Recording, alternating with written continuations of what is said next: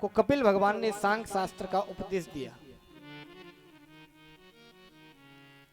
और वह स्थान महाराज सिद्धप्रद नाम से प्राप्त हुआ। वहीं से देवहूति मैया एक नदी के रूप में प्रवाह होकर के निकल गई।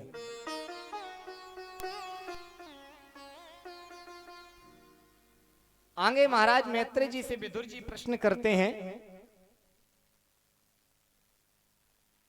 विदुर जी ने मैत्रेय जी से पूछा, प्रभु अत्र गेहे सुरा श्रेष्ठः स्थित पत्यत हेतवः किंचिकीर्षयो जाता एतद्धाख्याहि मे गुरुः।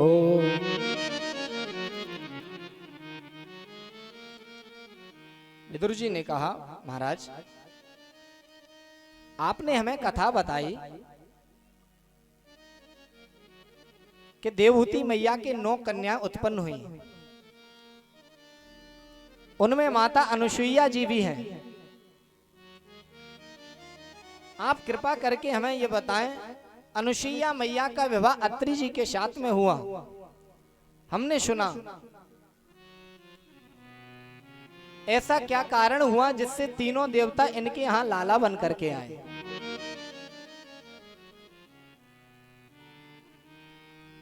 मैत्रेय जी कहते हैं, विदुर एक समय की बात है,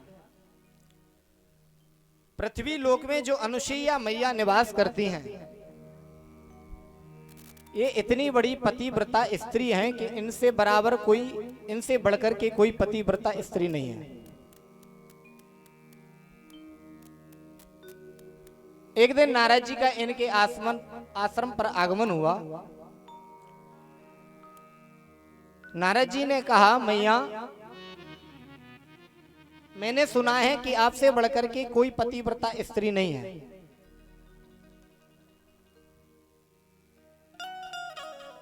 मैया ने कहा, नहीं नहीं नारद, ऐसी कोई बात नहीं है, मैं तो अपने पति की सेवा करती हूं और पति की सेवा करना हमारा धर्म है।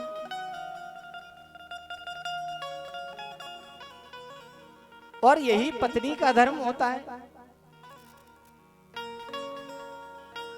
आज नारद जी मैया की परीक्षा लेने के लिए आए।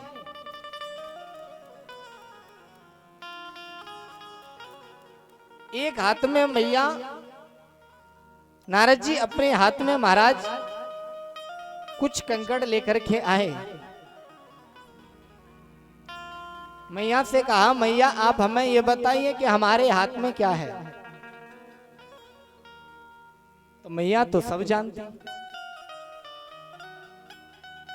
क्योंकि जो पत्नी अपने पति की सेवा करती है उसके यहां महाराज स्वयं भगवान आते हैं।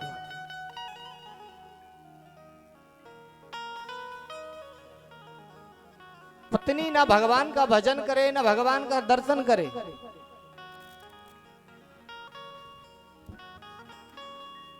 केवल अपनी निष्ठा से वो अपनी पति की सेवा करे,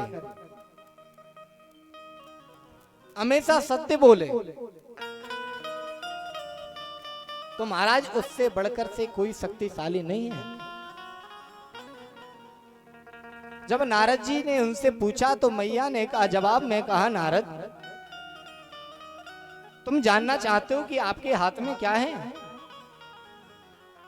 नारद जी ने कहा, हाँ। तो तुम्हारे हाथ में नारद चने हैं। अब नारद जी बड़े खुश हुए। नारद जी ने कहा, मैया आप असत्य कह रही, हमारे हाथ में तो चने कंकड़ है। मैया ने कहा, खोल करके देखो। जैसे ही महाराज नारद जी ने खोला तो देखा साक्षात जो कंकड़ थे महाराज वो आज चने बन गए। ये क्या पतिव्रत धर्म के कारण मैया में इतनी शक्ति है।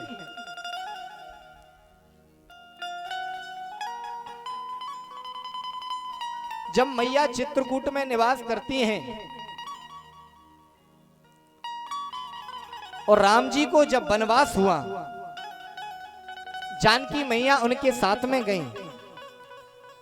तो राम जी जब घूमते घूमते जैसे ही मैया अनुसुईया और अत्रि जी के आश्रम पर पहुंचे, जाकर के अत्रि मुनि को प्रणाम किया, अनुसुईया मैया को प्रणाम किया।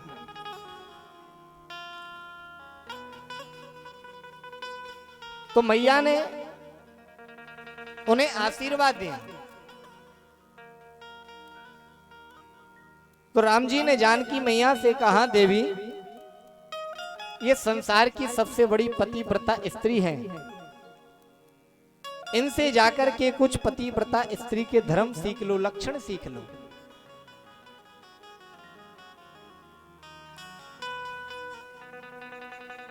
तब जानकी जी जैसे ही कुटिया में उन्होंने प्रवेश किया, मैया साथ में लेकर के गईं। अब मैया जैसे ही साथ में लेकर के गई, मैया ने सुंदर जानकी जी के लिए एक आसन बिछाया और हाथ जोड़ करके मैया जानकी जी ने कहा, हे देवी आप हमें कुछ पतिव्रता स्त्री के धर्म बताइए, कुछ लक्षण बताइए। अब अनुसुईया मैया ने जानकी जी की ओर देखा, कहा, विचार किया, मैया आप जगत जननी आज हमारे इस आश्रम पर आकर के हमारे आप साथ में आप लीला करना चाहते हैं। यदि स्वयं जगत जननी आज हमारे आश्रम पर आज हमारे साथ में लीला करने के लिए आई हैं और ये जानना चाहती हैं कि पतिव्रता स्त्री के धर्म क्या है, पतिव्रता स्त्री के लक्षण क्या है, तो हम आपको अवश्य बताएंगे। अनुसुईया मैया ने कहा कि पतिव्रता स्त्री 4 प्रकार की होती है। पहली पतिव्रता स्त्री कौन सी है कि उत्तम के अस बस मन माही, उत्तम के अस बस मन माही, सपने हुआन पुरुष जग माही। उत्तम के अस बस मन माही, उत्तम के अस बस मन माही, सपने हुआन पुरुष जग नाही। उत्तम के अस बस मन माही, सपने हुआन पुरुष जग माही। देखो जानसैया मैया जानकी मैया को शिक्षा दे रही हैं कि उत्तम नारी के लक्षण क्या हैं। उत्तम के अस वस मन माही, उत्तम नारी वह है, उत्तम पतिव्रता स्त्री वह है जिसके स्मरण में केवल उसके पति का स्मरण है, उसके सामने उसके पति की फोटो है। दिन रात यदि किसी से चर्चा करती है तो केवल अपने पति के बारे में, यदि भजन करती है तो केवल अपने पति का। वह उत्तम नारी है। और मध्यम पत्नी कैसी है कि मध्यम के पर पति नहीं देखे, मध्यम पर पति देखई जैसे, भ्रात पिता मुनि जन जन जय राम, सिया राम सिया राम जय जय राम, राम सिया राम जय जय राम। मध्यम पत्नी कैसी है? मध्यम पत्नी उसे कहते हैं जो अपने पति के अलावा किसी के पति को देखती है, वह केवल महाराज उसे अपना पिता या अपना भाई समझ करके देखती है। वह चाहे दूसरे नंबर की पतिव्रता स्त्री है। तीसरे नंबर की पतिव्रता स्त्री कौन है कि धर्म विचार समुझी कुल रही, धर्म विचारे समझ कुल रही,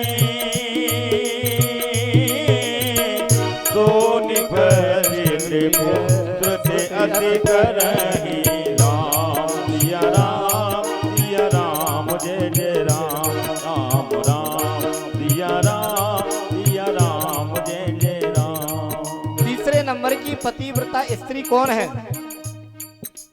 जो धर्म पर चलती है, अपने पति की पूजा करती है,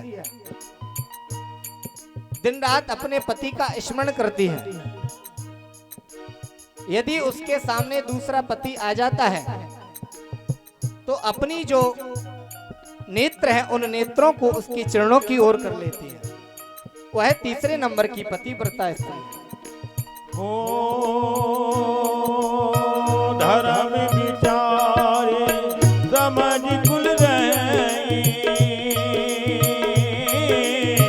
तो निकटे ते पुत्र ते अधिक रही राम सिया राम जय जय राम राम राम सिया राम जय जय राम। वह तीसरे नंबर की पतिव्रता स्त्री।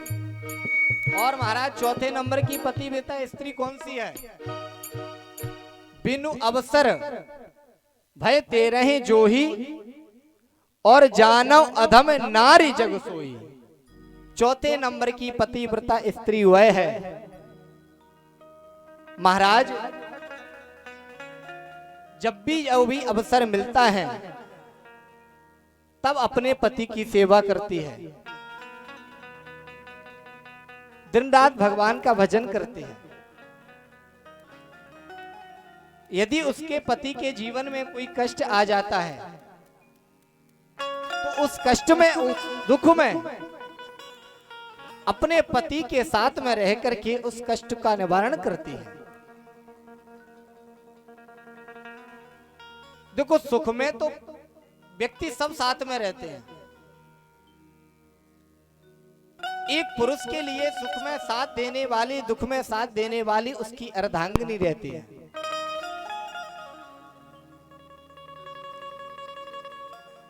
जब व्यक्ति का समय बिगड़ जाता है महाराज, तो जिन्हें हम अपना खास रिश्तेदार समझते हैं, भाई बंधु समझते हैं, सब अलग हो जाते हैं, सब दूर हो जाते हैं। उस समय सहारा देने वाली केवल उसकी पत्नी होती है।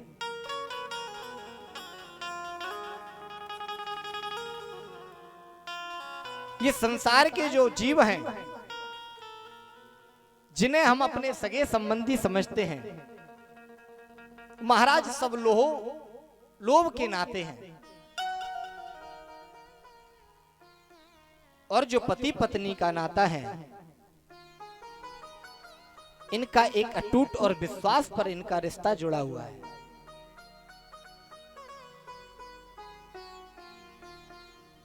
संसार में पति पत्नी पर जितना विश्वास रहता है, हम किसी पर विश्वास नहीं कर सकते। आज अनसुईया मैया उन्हें शिक्षा देती हैं, कहती हैं, मैया आज आप हमारे आश्रम पर जो शिक्षा ग्रहण करने के लिए आए हैं, आज हमारा जीवन धन्य हो गया। आज स्वयं जगत जननी मैया हमारे आश्रम पर आई हुई हैं। मैत्री जी कहते, विदुर दर्शन कर लो, स्वयं जगत जननी मैया आज मैया अनसुईया आश्रम पर पहुंची।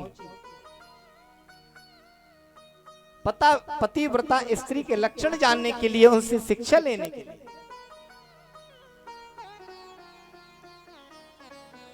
ये कोई साधारण स्त्री नहीं है।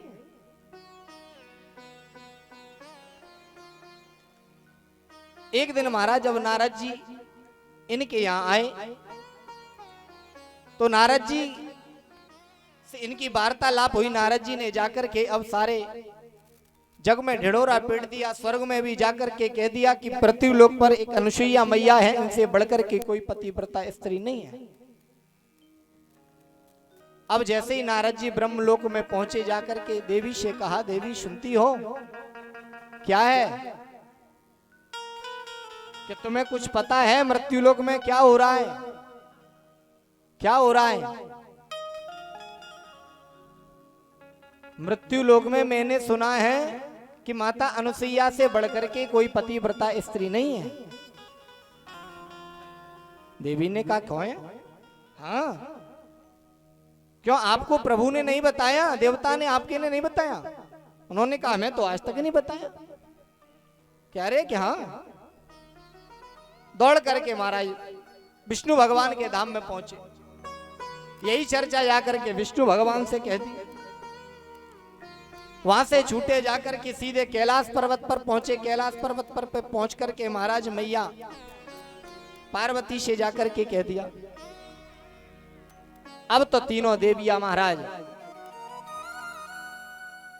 बड़े क्रोध में जाकर के, आने दे शाम को देवताओं को, हम उनसे चर्चा करेंगे। अपने अपने महल में जाकर के महाराज कोप भवन में लेट गए। पहले समय में महाराज जब महल बनाए जाते, घर बनाए जाते, तो उनमें एक कमरा बनाया जाता जिसका नाम रहता था महाराज कोप भवन। कोप भवन कहते हैं रूठने का कमरा। और यदि आज बना दिया जाए तो महाराज वो कमरा कभी खाली नहीं रहेगा, भरा ही रहेगा। कौन ये तो रोज रूठेंगे कि आज जे लेकर के आओ, आज वो लेकर के आओ। तो मैया तीनों जाकर के कोप भवन में लेट गई। जैसे तीनों देवता महाराज पहुंचे अपने अपने स्थान पर, उन्होंने आवाज लगाई, देवी सुनती हो? कहाँ हो? अब देवी हो तब तो सुने, वो तो कोप भवन में जाकर के लेटी। देवता समझ गए कोई ना कोई बात है। कोप भवन में जाकर के देखा तीनों देवियां लेटी हुई हैं। ब्रह्मा जी ने पूछा देवी क्या बात है? उन्होंने कहा हम आपसे बात नहीं करना चाहते। ब्रह्मा जी ने कहा बात क्या है ये तो बताओ, कि तुम तो बहुत बड़े कपटी हो। ब्रह्मा जी ने कहा जीवन में हमने कोई कपट ही नहीं किया। कौन सा कपट किया है? देवी ने कहा कि आज तक तुमने हमें बताया कि हमसे बढ़कर के भी कोई मृत्यु लोक में पतिव्रता स्त्री है। हम तो आज तक यही समझते रहे कि हम ही सबसे बड़े पतिव्रता स्त्री, हमसे बढ़कर कोई यही नहीं। तीनों देवियों ने हालत कर दी। तीनों देवियों ने कहा कि जाकर के अभी इसी समय जाओ मृत्यु लोक में और जाकर के अनुसुईया मैया के पतिव्रत धर्म को नष्ट करके आओ। अब तो महाराज तीनों देवता परेशान। ब्रह्मा जी अपने ब्रह्मलोक से निकले, जैसे ही आगे बढ़े देखा सामने से विष्णु जी आ रहे। विष्णु जी ने पूछा ब्रह्मा जी से, भैया क्या बात है, कहाँ जा रहे हो? ब्रह्मा जी ने कहा आप बताओ आप कहाँ जा रहे हो? विष्णु ने कहा भैया घर में ऐसी ऐसी बात है, हम जाकर के मृत्यु लोक में जा रहे हैं। ब्रह्मा जी ने कहा वहीं तो हम जा रहे हैं। अब जैसे ही आगे और थोड़ी दूर बढ़े देखे सामने भोले बाबा अपने डमरू और त्रिशूल को लेकर के चले आ रहे। दोनों देवताओं ने भोले बाबा से पूछा बाबा कहाँ जा रहे हो?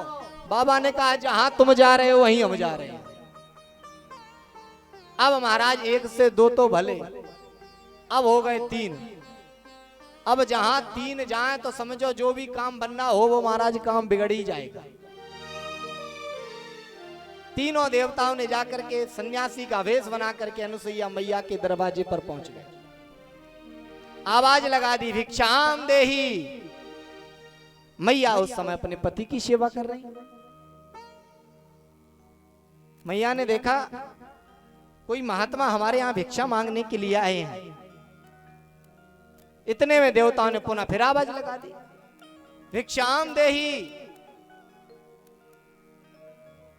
मैया दौड़ करके आई भिक्षा लेकर के। जैसे ही आई दरवाजा खोला देखा सामने तीन महात्मा खड़े हुए हैं। जैसे ही भिक्षा डालने लगे महात्माओं ने रोक दिया, कहा हम ये भिक्षा नहीं लेंगे। कि तो देवताओं ने कहा ये भी कोई भिक्षा है, हमें और कुछ दीजिए भिक्षा में। मैया ने कहा बताओ क्या चाहिए? धन चाहिए, गाय चाहिए या स्वर्ण चाहिए, क्या चाहिए बताइए। देवताओं ने सब लेने से मना कर दिया। देवताओं ने कहा मैया आप हमें भिक्षा देना चाहती है तो भिक्षा दीजिए। कि करें हम भिक्षा परम तेरे इस महल में, पिलावे दुग्ध मुझको बसन नहीं हो ये तन पे। मैया हम आपके यहाँ जो भिक्षा मांगने के लिए आए हैं वो भिक्षा हमें दीजिए। मैया ने कहा ये भी कोई भिक्षा है? भिक्षा में धन ले लो, अन्न ले लो, गाय ले लो, स्वर्ण ले लो। आप कहते हो कि हम अपना स्तनपान आपको कराएं, हम ये भिक्षा नहीं दे सकते।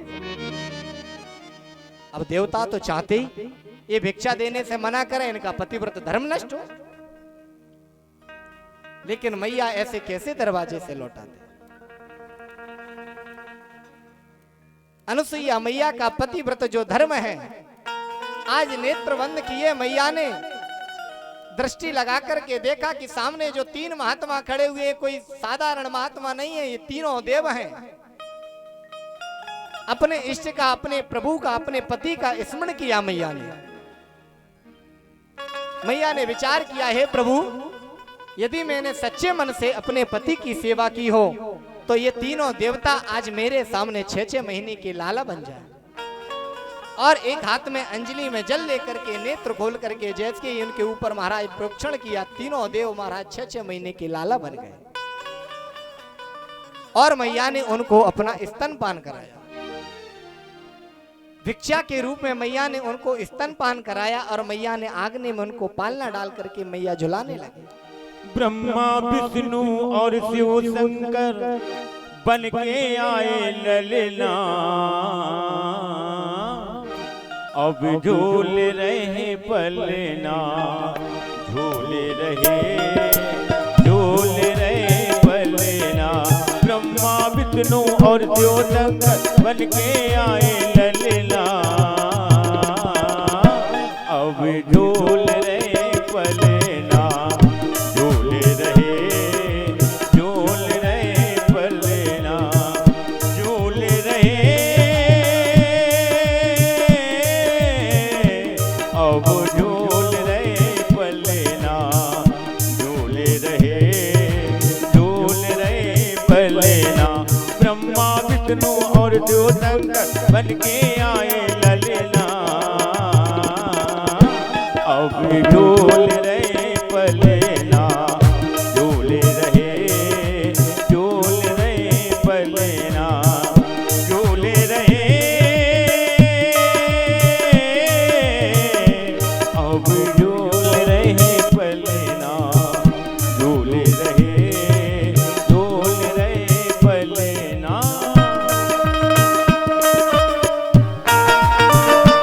ताली बजाते हुए सभी लोग।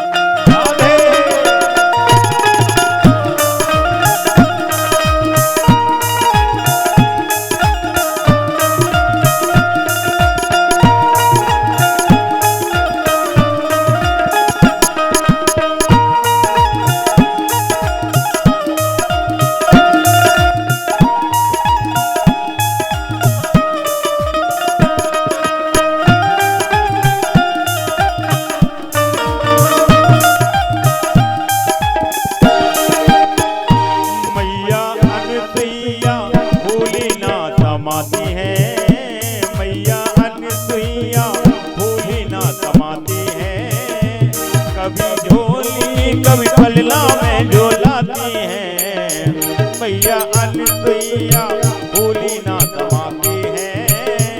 कभी गोदी कभी पलना में झोलाती है, मैया देखो ले बेबलैया, मैया देखो ले बेबलैया नाचे अपने अंगना। अरे ताली बजा लो, मैया झूला झूला रही हैं आप लोग। पे झूल रहे पलना, झूल रहे पलना, झूल रहे, अब झूल रहे पलना।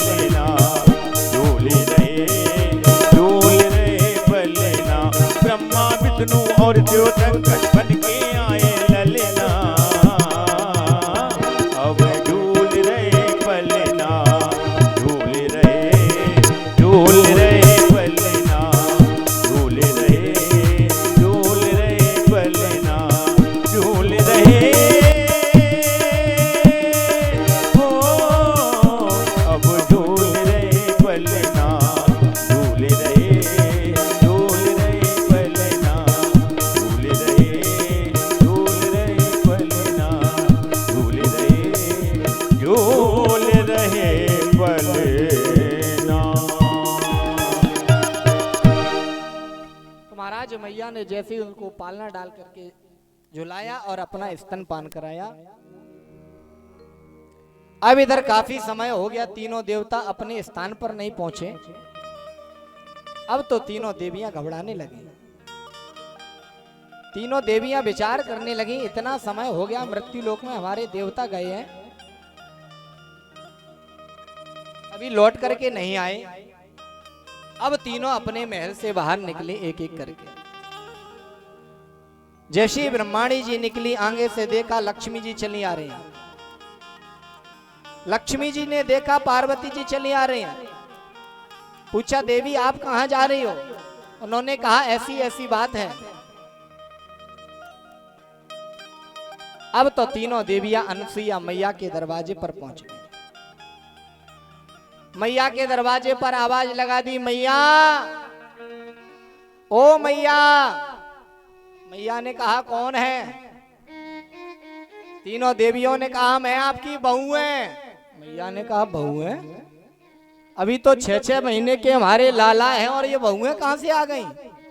दरवाजा खोल करके देखा, तीनों देवियां सामने खड़ी हुई हैं। तीनों देवियों ने मैया अनुसुईया के चरणों में प्रणाम किया, कहा, मैया हमसे भूल हो गई, क्षमा कर दीजिए, हमारे पति हमें लौटा दीजिए। मैया ने कहा, ये पालने में पड़े हुए अपने अपने को ले जाओ। एक एक करके खट से तीनों देवियों ने एक एक लाला को उठा लिया और चलने लगी यहां से। अब नारद जी में रास्ते में नारद जी मिल गए। नारद जी ने देवियों से कहा, अरे मैया कहां जा रही हो? तीनों मैयाओं ने कहा, इसकी बात मत सुनना, ये तो हमें फंसा देगा, चलो यहां से जल्दी निकलो। नारद जी ने कहा, मैया सुनो तो। मैया ने कहा, क्या बात है? क्या आप जा तो रही हो, लेकिन इन्हें 6-6 महीने के इनको ले जाकर के क्या करोगी? घर पर खिलाओगी, क्या करोगी? अब मैया को स्मरण आया, अरे ये तो 6-6 महीने के लाला बने हुए। लौट करके पुनः मैया के पास में पहुंचे। कहा, मैया जिस प्रकार हमारे देवता आपके यहाँ आए थे उसी प्रकार उन्हें बना दीजिए। मैया ने अपनी शक्ति के अनुसार उन्हें तीनों देवताओं लालाओं को तीनों देव बना दिया। अत्रि मुनि ने भगवान से प्रसन्न होकर के उनको प्रणाम किया। तीनों देवताओं ने कहा, अत्रि आप हमसे कुछ वरदान मांग लीजिए। अत्रि मुनि ने कहा कि आप हमें यही वरदान दीजिए कि आप तीनों हमारे यहां आकर के संतान के रूप में आए। तीनों ने तथास्तु कह दिया। सोमो भूत ब्राह्मणो अंशेन दत्तो विष्णुस्तयोगवितः दुर्वासा शंकरस्यासो निबोधांगर्षेष प्रजा। ब्रह्मा जी के अंश से चंद्रमा, विष्णु के अंश से दत्तात्रेय जी और शंकर के अंश से महाराज दुर्वासा जी, ये 3 देवताओं भगवान आज अत्रि के यहां पुत्री के रूप में आए। अत्रि मुनि आज बड़े प्रसन्न हुए और दोनों पत्नी जाकर के भगवान का भजन करने लगे।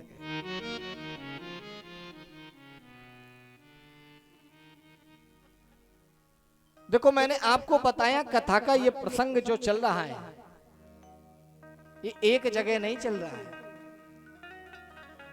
7 जगह चल रहा है।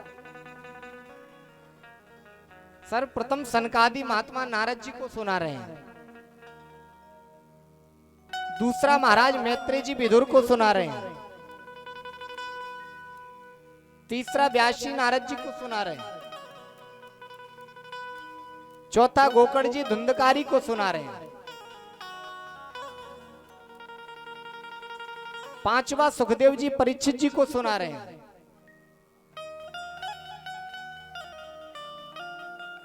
और 6वां महाराज ब्रह्मा जी व्यास जी को सुना रहे हैं। और 7वां हमारे यहां चल ही रहा है।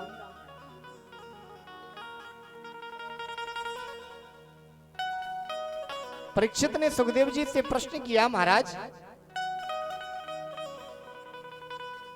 आपने हमें मनु महाराज की 2 कन्याओं का वर्णन तो बताया, आकुति और देवहूति। आपने कहा कि तीसरी कन्या उनकी प्रसूति हुई, उनका वंश किस प्रकार चला, कृपा करके हमें यह भी बताइए।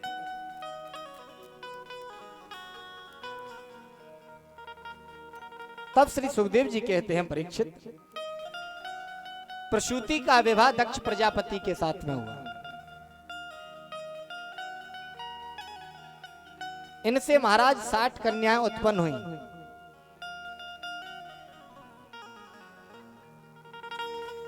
कुछ कन्याओं का विवाह महाराज चंद्रमा के साथ में हुआ, कुछ कन्याओं का विवाह महाराज कश्यप जी के साथ में हुआ। इनमें जो सबसे छोटी कन्या महाराज सती है, इनका विवाह भोले बाबा के साथ में हुआ।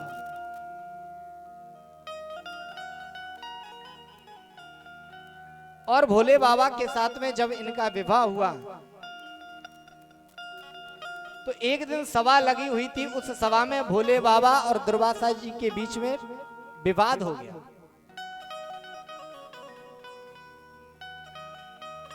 उस विवाद के कारण सती को यह शरीर त्यागना पड़ा। परीक्षित जी ने कहा, महाराज ऐसा क्या कारण हुआ जिस विवाद का कारण महाराज आज सती को अपना शरीर त्यागना पड़ा? कृपया करके आप हमें यह बताएं। सुखदेव जी कहते हैं, परीक्षित, जब महाराज दक्ष को प्रजापतियों का अध्यक्ष जब बना दिया गया, इनके हाथ में शासन की बागडोर सौंप दी गई, तो इन्हें अहंकार हो गया। एक दिन सभा लगी हुई थी। उस सभा में ब्रह्मा जी भी बैठे, विष्णु जी बैठे, इंद्र बैठे, जितने भी स्वर्ग के देवता हैं सब बैठे। उस सभा में महाराज जैसे ही भोले बाबा आए, अब भोले बाबा का तो यह स्वभाव था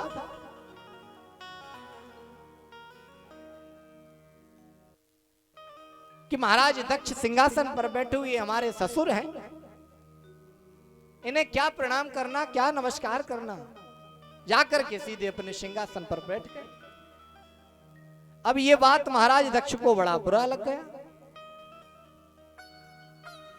दक्ष को बड़ा क्रोध आया। दक्ष ने कहा, यह बड़ा पाखंडी है, इस सभा में आया ना, इसने हमें नमस्कार किया, ना राधे राधे, ना राम राम, ना प्रणाम किया, कुछ नहीं। अब दक्ष के जितने भी साथी महाराज वो भी भोले बाबा से अरा बुला कहने लगे। अब भोले बाबा के जो भी गण थे महाराज, बड़ा उपद्रव हो गया। एक दूसरे में महाराज बहस होने लगे। इतना वार्तालाप होने लगा कि दोनों पक्षों में महाराज झगड़ा होने लगा। अब जैसे ही झगड़ा हुआ तो दक्ष को बड़ा बुरा लगा। भोले बाबा उस सभा से चले आए। दक्ष ने राज्य में कहा कि आज से कोई भी धर्म के कार्य करेगा या कोई भी आयोजन कराएगा, उसमें शिव को स्थान नहीं देगा, मना कर दिया। अब काफी समय हो गया महाराज, स्वर्ग में कोई धर्म का कार्य नहीं होता, क्योंकि कौन कराए, और यदि जो भी कराता है शिव को स्थान नहीं देता है तो बड़ा अन्याय है। काफी समय हो गया। एक दिन दक्ष ने ही सोचा हमें एक यज्ञ का आयोजन करना चाहिए। दक्ष ने जैसे ही यज्ञ का आयोजन किया, महाराज सब देवताओं को निमंत्रण पत्र दिया। शिव जी के यहाँ कैलाश पर्वत पर ना कोई सूचना भेजी, ना पत्र भेजा, ना कोई सैनिक को भेजा, कुछ नहीं। अब जैसे ही सती मैया बैठी हुई हैं कैलाश पर्वत पर, भोले बाबा बैठे हुए, बड़ा सुंदर यज्ञ का बड़ा आयोजन कराया है दक्ष ने। सारे देवताओं को आमंत्रित किया है। अब कैलाश पर्वत से ऊपर जैसे ही आकाश मार्ग में सती मैया देखती हैं, क्या बड़े बड़े सुंदर देवताओं के विमान चले जा रहे हैं। अब सबको पता है कि शिव को इस यज्ञ में स्थान नहीं दिया गया है, ना ही निमंत्रण दिया गया है। अब सब बार बार जब वहां से पर्वत से जैसे ही उनके विमान निकलते हैं तो प्रत्येक देवता पूछते हैं सती से, अरे देवी आप अपने पिता के यहाँ नहीं चल रही? अब सती मैया को तो कुछ पता ही नहीं क्या कारण है। सती ने कहा आप चलो, हम आपके पीछे आते हैं। अब जैसे ही सती जाकर के भोले बाबा के पास में पहुंची, कहा बाबा स्वामी आज सारे देवता हमारे पिता के यहाँ यज्ञ में जा रहे हैं, आप नहीं चलेंगे?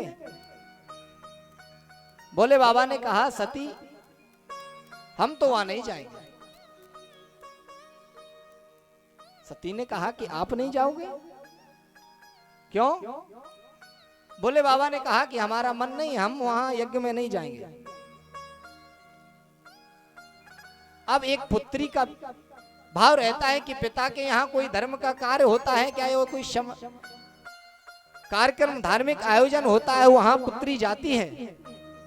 तो बार बार सती जी कैलाश पर्वत के बाहर जाएं, बार बार अंदर लौट करके आए। भोले बाबा ने नेत्र बंद कर लिए। भोले बाबा समझ रहे हैं कि आज यदि हम सती को रोकेंगे सती मानेगी नहीं, और जब सती वहां जाएगी तो मेरा अपमान देख करके सहन नहीं कर पाएगी। लौट करके पुनः सती ही भोले बाबा के पास में आ गई, चरणों को पकड़ लिया। बाबा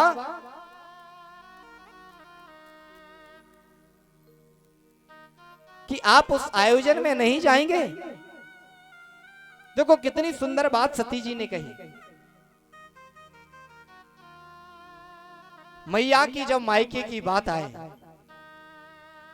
तो भोले बाबा से ये नहीं कहा सती ने कि आप हमारे पिता के यहाँ यज्ञ में चलो, क्योंकि सती जी विचार कर रही, यदि मैंने इनसे ये कहा कि आप हमारे पिताजी के यहाँ यज्ञ में चलो तो कहीं न बुरा ना लग जाए। क्या वो आपके पिताजी हमारे कुछ नहीं है? तब सती जी ने कहा भोले बाबा से, प्रभु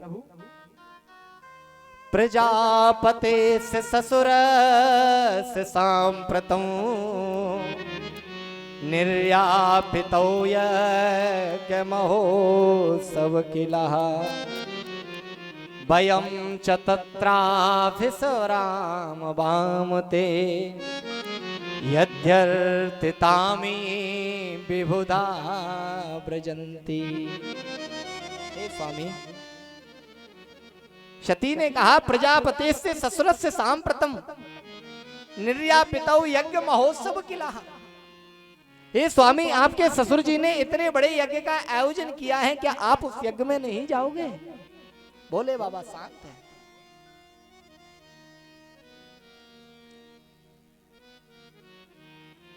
अब सती जी मन में विचार कर रही है क्या करना चाहिए, जाना चाहिए या नहीं जाना चाहिए।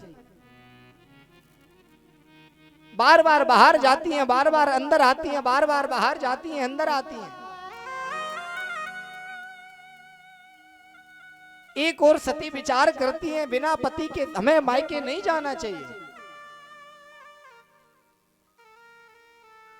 एक और विचार करती हैं यदि ये नहीं गए और हम भी नहीं गए तो हमारे पिता हमसे अधिक प्रेम करते हैं, वो कहेंगे बेटी तो हमारे यहाँ यज्ञ में नहीं आई, हमें जाना चाहिए। आज सती ने भोले बाबा के चरणों में प्रणाम किया और मैया अपने पियर के लिए मायके के लिए चल दी। भोले बाबा ने नेत्र खोल करके देखा कैलाश पर्वत पर सती नहीं है। यज्ञ के आयोजन की ओर चली जा रही है। भोले बाबा ने विचार किया यदि सती वहां अकेले गई तो सब उनका मजाक उड़ाएंगे, कहेंगे सती कि आज तुम्हारे साथ तुम्हारे भोले बाबा के पास इतने गढ़ हैं, इतने भूत प्रेत हैं, कोई तुम्हारे साथ नहीं आया। नंदी को आदेश दे दिया, नंदी तुम मैया के साथ में जाओ। अब जैसे ही मैया अपने पिता के यहाँ पहुंची, देखा सुंदर आयोजन हो रहा है, यज्ञ का मंडप बड़ा बना हुआ है, सारी बहनें हंस हंस के बात कर रही हैं। जैसे ही बहनों को सती ने देखा, आज एक दूसरे से वार्तालाप करने लगी। अरे बहन, देख मेरी बहन सती आई हुई, इसको पिताजी ने ना कोई निमंत्रण दिया है ना आमंत्रण दिया है, बिना बुलाए चली आई। जब सती ने यह सुना तो महाराज सती का भाव हृदय उभर आया। सती विचार करने लगी, आज मैं समझ गई इसीलिए भोले बाबा नहीं आना चाहते थे। एक और विचार कर रही, ये तो हमारी बहन है, बहन तो एक दूसरे का मजाक उड़ा सकती है, लेकिन मेरे पिता जब मुझे देखेंगे तो मुझे हृदय से लगा लेंगे। दौड़ करके सती पिता की ओर जाती है। पिता ने जैसे ही सती को देखा, दक्ष ने उन्हें मुंह मोड़ लिया। आज पिता की ये दशा देख करके सती के नेत्रों में अश्रुपात होने लगे। विचार करने लगी, आज मैं समझ गई भोले बाबा इसलिए इस यज्ञ में नहीं आना चाहते थे, लेकिन मां की ममता। तब भी सती को इस पर ध्यान आया कि मेरी मैया जब मुझे हृदय से लगाएगी, कहेगी बेटी तूने बहुत अच्छा किया, तू इस यज्ञ में आ गई।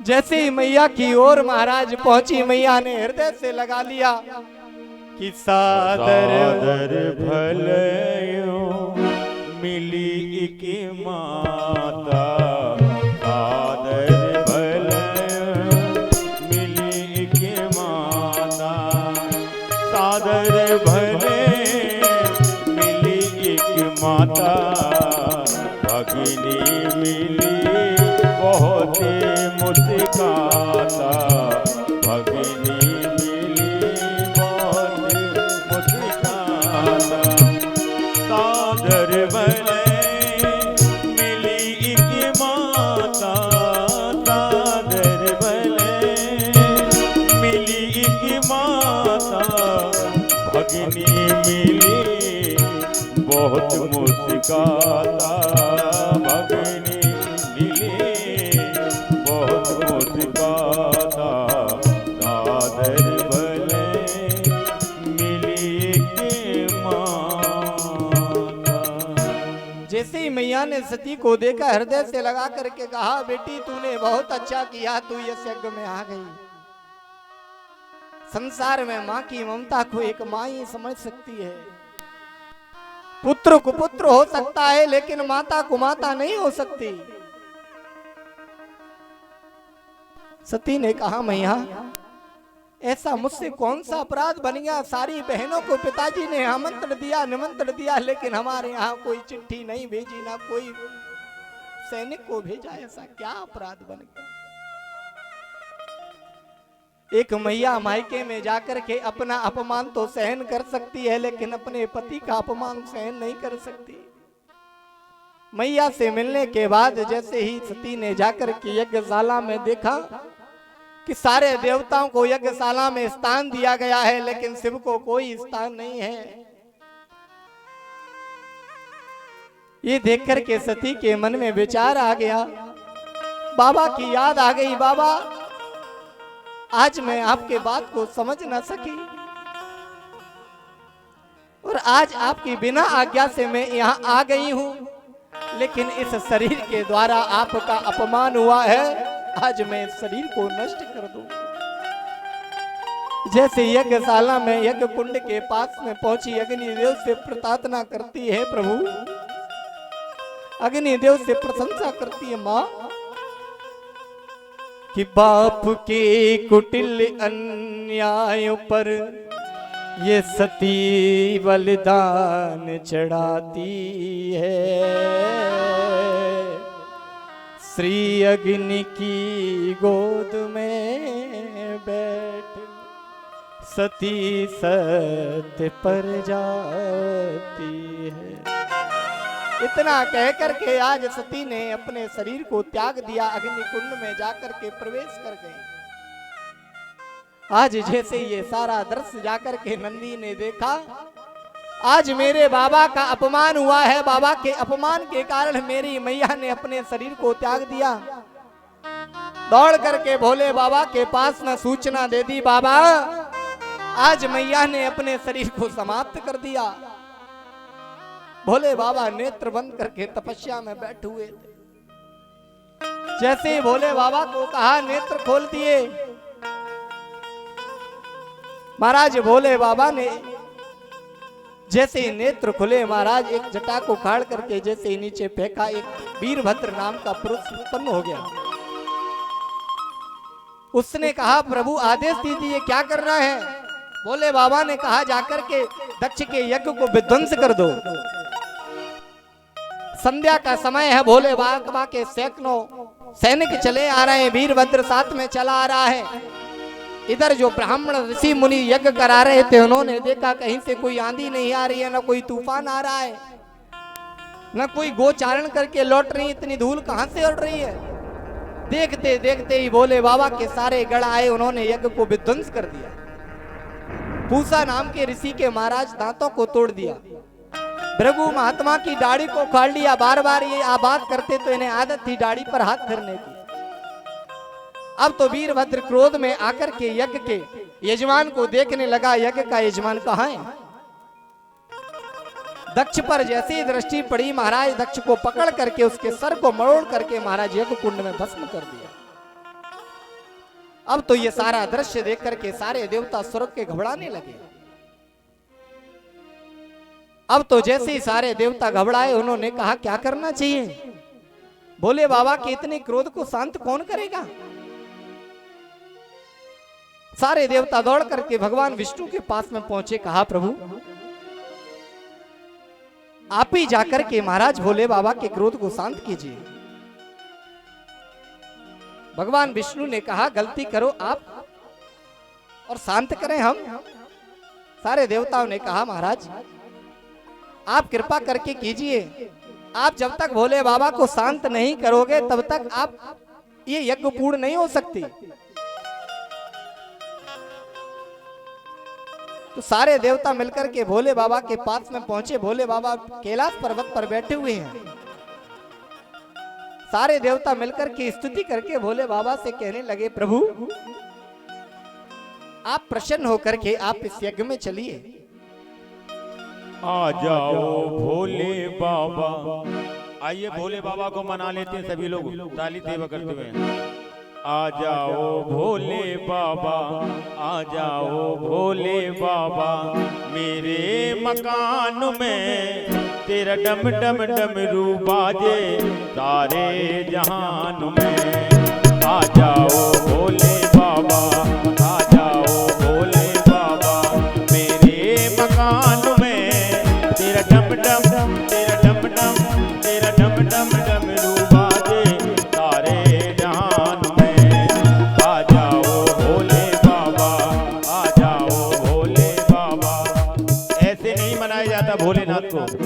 सभी लोग हाथ उठाएंगे, दोनों शंकर भगवान जी के लिए दोनों हाथ उठाएंगे और ताली बजाएंगे, कहेंगे आ जाओ भोले बाबा, आ जाओ भोले बाबा, मेरे मकान में तेरा डम डम डमरू बाजे सारे जहान में। तेरा डम डम डमरू बाजे सारे जहान में।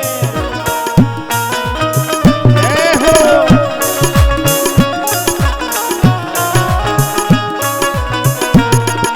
बोलिए शंकर भगवान की।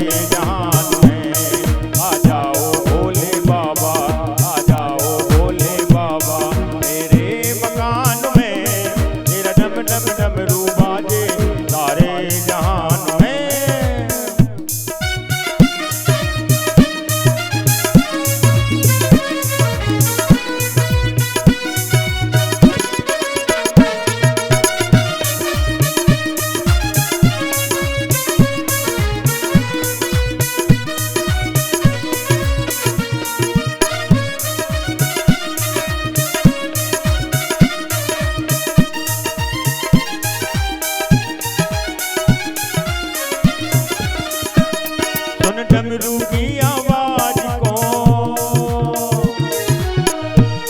सुन डमरू की आवाज को, कृष्णा जी आ गए, कृष्णा जी आ गए। सुन डमरू की आवाज को, कृष्णा जी आ गए, कृष्णा जी आ गए। संग लाए राधा मैया, संग लाए राधा मैया, मेरे मकान में तेरा डम डम, तेरा डम डम, तेरा डम डम डमरू बाजे सारे जहान में। आ जाओ भोले बाबा। एक बार आप लोग भी बुला लीजिए भोले बाबा को अपने घर में। आ जाओ भोले बाबा। ऐसे पड़ोसी भी नहीं आएगा आपके घर में। भोलेनाथ को बुलाना है, जरा मस्ती में बुलाइए। आ जाओ भोले बाबा, आ जाओ भोले बाबा, मेरे मकान में तेरा डम डम, तेरा डम डम, तेरा डम डम डमरू बाजे सारे जहान में, तेरा डम डम डमरू बाजे सारे जहान में।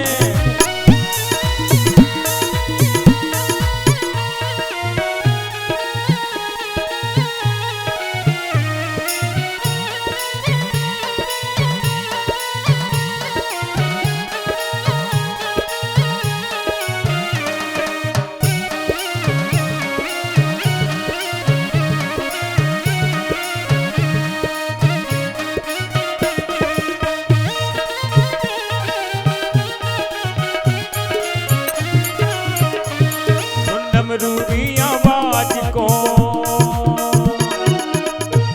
सुन डमरू की आवाज को, भैरव जी आ गए, भैरव जी आ गए। सुन डमरू की आवाज को, भैरव जी आ गए, भैरव जी आ गए। संग लाए काली मैया, संग लाए काली मैया, मेरे मकान में तेरा डम डम, तेरा डम डम, तेरा डम डम डमरू बाजे सारे जहान में।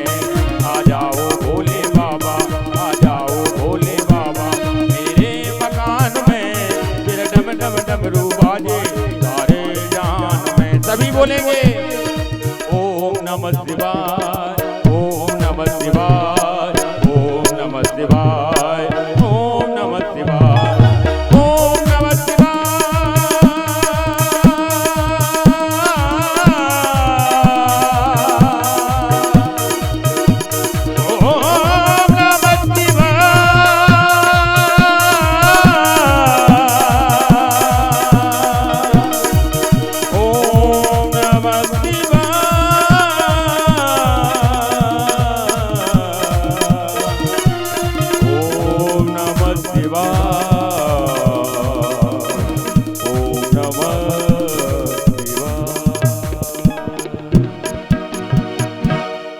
सारे देवताओं ने जाकर के जैसे ही भोले बाबा की स्तुति की, आराधना की, भोले बाबा का तो स्वभाव है छड़े रुष्टा, छड़े तुष्टा, रुष्टा तुष्टा, छड़े छड़े।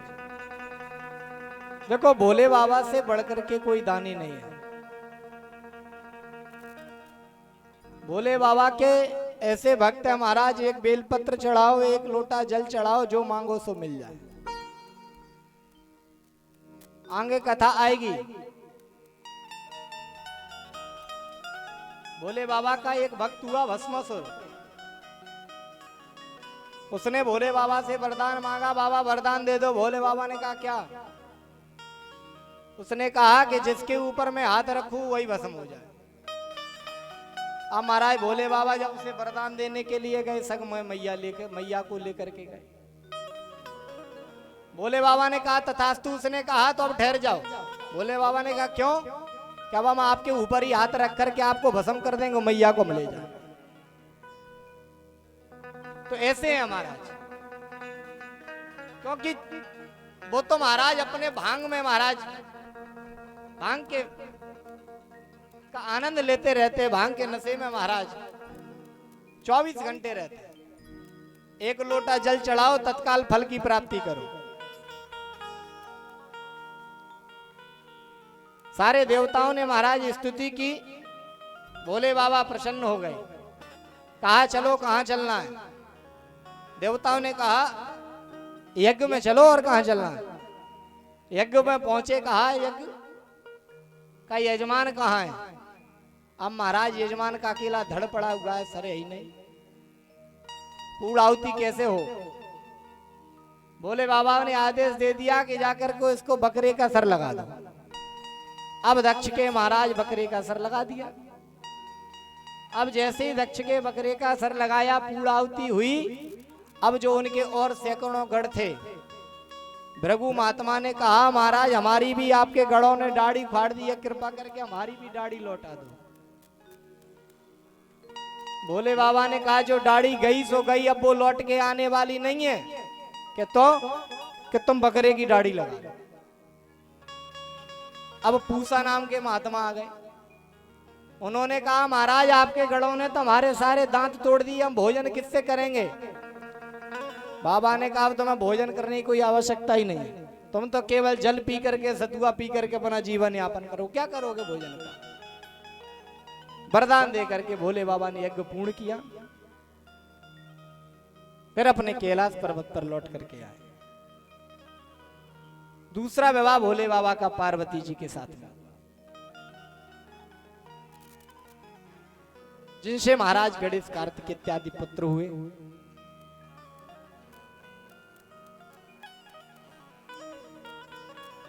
विदुर जी ने मैत्री जी से कहा महाराज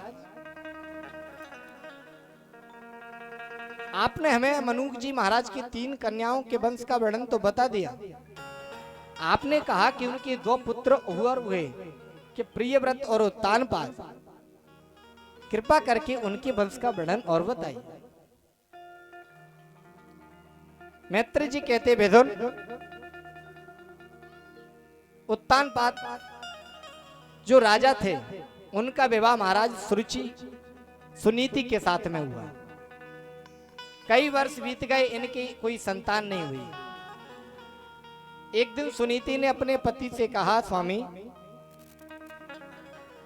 हमारा राज्य इतना बड़ा है, हमारे कोई संतान नहीं है, आप एक काम कीजिए, मेरे कहने से आप दूसरा विवाह कर लीजिए। लेकिन राजा जो थे वो धर्मनिष्ठ थे, सत्यता पर चलने वाले थे। उन्होंने सुनीति से कहा देवी तुम कहती हो कि हम दूसरा विवाह कर लें, और तुम्हारे कहने पर हम घर में सौत लेकर के आए। सुनीति ने कहा महाराज आप कैसी बात करते हो? जिस किसी कन्या के साथ में आप विवाह करोगे वो हमारी बहन ही तो होगी। आप मेरे कहने से दूसरा विवाह कर लीजिए। बार बार महाराज मने करते, नहीं नहीं सुनीति हम विवाह नहीं कर सकते, भले ही हमारे संतान हो या ना हो। लेकिन सुनीति ने अधिक आग्रह किया। अधिक आग्रह करने पर महाराज सुनीति कि तो महाराज उत्तानपाद ने एक सुरुचि नाम की कन्या के साथ में विवाह किया। अब जैसे ही सुरुचि नाम की कन्या के साथ में विवाह किया, ब्याह करके जैसे आए महाराज महल में दहली पर खड़े हुए, इधर सुनीति मैया ने क्या किया कि सुंदर एक आरती का थाल लगाया और उसके मन में ये भाव है कि इस घर में जो भी आ रहा है मेरी छोटी बहन आ रही है। और आरती का थाल लेकर के मैया जाकर के अपने स्वामी और अपनी बहन की आरती करने के लिए जैसे ही दहली पर पहुंची, अब जैसे ही सुरुचि ने महाराज देखा ये कौन स्त्री है जो आज हमारी आरती उतारने के लिए आई हुई है, हमारा स्वागत करने के लिए आई हुई है, महाराज से पूछा प्रभु ये कौन है? तो महाराज ने कहा देवी ये कोई और नहीं इस महल की बड़ी रानी है। सुरुचि ने कहा महाराज जब आपका पहले विवाह हो चुका है तो आपने हमारे साथ दूसरा विवाह क्यों किया, क्या कारण है? हम इस घर महल में नहीं रह सकते। महाराज ने कहा देवी ये इस महल की बड़ी रानी है, आपकी बड़ी बहन है। सुरुचि ने कहा नहीं नहीं, आपको यदि मुझे इस महल में रखना है तो पहले इस रानी को महल से बाहर निकालना पड़ेगा। जैसे ही बाहर निकालने की बात महाराज उत्तानपाद से कही सुरुचि ने, उत्तानपाद ने महाराज सुनीति की ओर देखा, कहा देवी मैंने आपसे पहले ही मना किया था, मेरा आप दूसरा विवाह मत कराइए, क्योंकि सौत जो होती है वो बुरी ही होती है। और आज आपके सामने वही परिणाम है। संसार में 4 चीजें ऐसी हैं वो जीवन भर चुभती हैं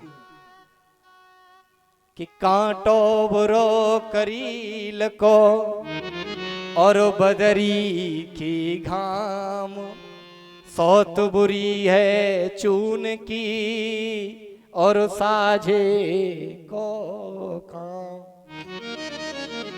देखो महाराज, कांटा करील के कांटे का क्या नियम है? यदि वो आपके पैर में एक बार चुभ गया और आप उसे जैसा ही निकालेंगे तो बड़ा दर्द करेगा। कि कांटो बरो करील को और बदरी की घाम, आषाढ़ का महीना आ जाए महाराज, बदरई हो जाए और बदरई होने के बाद तत्काल धूप हो जाए और हम राह में चल रहे हो तो हम और आपको ऐसा लगता है इस धूप से अपना बचाव किया जाए, कहीं वृक्ष मिल जाए, उस वृक्ष के नीचे जाकर के हम बैठ जाएं। कांटो बुरो करील को और बदरी की घाम, सौत बुरी है चून की और साझे को काम। महाराज चून की भी सौत बड़ी बुरी होती है। एक मैया ने कहा महाराज सौत तो अपनी बहन होती है, और किसी कवि ने लिखा है कि सौत चून की भी बुरी होती है। ये क्या कारण है? देखो एक छोटी सी कथा आती है। ये कहावत कैसे कही गई? एक बार एक मैया ने भाव बनाया इस चीज को सिद्ध करने के लिए कि सब कहते हैं सौत चून की बुरी होती है। आज मैं इसका उत्तर जानना चाहती हूं कि कैसे बुरी होती है। अब एक मैया ने महाराज सुंदर आटे को लगाया और आटे की सुंदर एक पुतली बना करके चारपाई पर उसको लिटा दिया। अब सौत का स्वरूप उसने बनाया। अब मन में ऐसा भाव ला रही है कि हमारी ये सौत है। बनाते बनाते बनाते बनाते पूरा उसका स्वरूप बना दिया महाराज। उसने आंख नहीं बना पाई। अब उसने विचार किया कि आंख नहीं बना पाई, आंख किसकी बनाएं, क्या करें, क्या लगाएं। तो सामने महाराज देखा खड़ा नमक रखा हुआ था छोटी छोटी, उसमें से नमक की 2 कंकड़ी लेकर के उसने आंख में लगा दी और जाकर के चारपाई पर लिटा दिया। अब मैया सुबह जागी और सुबह से काम करने में मैया लग गई। पहले घर की झाड़ू लगाई, फिर घर में पोंछा लगाया, फिर पति के लिए भोजन बनाया, फिर बच्चे के लिए बच्चे को भोजन बनाया, बच्चे को भोजन कराया, पति को भोजन कराया। महाराज दिन के 3 बज गए, स्वयं मैया को भोजन अभी प्राप्ति नहीं हुआ। अब इतने में क्या हुआ, पड़ोसन में महाराज पड़ोसन से लड़ाई होने लगी। अब इधर लड़ाई होने लगी तो अतिथि घर पर आ गए। अब अतिथि घर पर महाराज बैठे हुए हैं, कोई जल पिलाए, कोई भोजन कराए। अब मैया को बड़ा क्रोध आ रहा है। मैया ने कहा पूरा दिन हो गया काम करते करते, ये चारपाई पर मेरी सौत लेटी है, इसका ये भी सहारा नहीं है कि घर में जो अतिथि आ गए उन्हें भोजन करा दे।